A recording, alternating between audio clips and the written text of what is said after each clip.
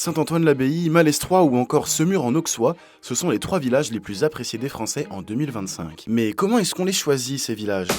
En France, il y a 35 000 communes et seuls 14 sont sélectionnés pour faire partie des prétendants au village préféré des Français. Les critères, assez simples, ont été dévoilés par l'ancienne directrice artistique de l'émission, Sylvie Largouette. Les sites doivent compter moins de 2000 habitants et ils doivent posséder un patrimoine bâti, naturel ou culturel. Ce qui compte, c'est que le village ait une particularité bien à lui. Par exemple, Saint-Antoine-l'Abbaye, le grand gagnant de cette année, est un village très médiéval avec une histoire très riche. En plus, tous les ans, la mairie organise une fête qui replonge la cité au Moyen-Âge.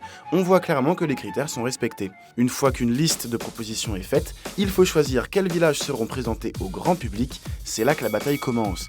Car d'après Sylvie Largouette, les 3 parties n'ont pas la même vision des choses. D'un côté, on a Stéphane Bern, très attaché au patrimoine. De l'autre, on a France 3, qui préfère ce qui crée du lien et de la vie.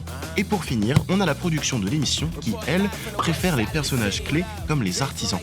Une fois cette phase houleuse passée, vient le moment d'annoncer au village qu'ils ont été sélectionnés. Et sauf rares exceptions, tous acceptent. Et oui, quand vous êtes un village de 2000 habitants, passer devant environ 2 millions de téléspectateurs, c'est une aubaine pour développer le commerce et le tourisme. Par exemple, Sancerre, vainqueur en 2021, a vu sa fréquentation presque multipliée par 10 depuis son passage dans l'émission. Il existe d'autres classements comme celui-ci, notamment celui du plus beau village de France.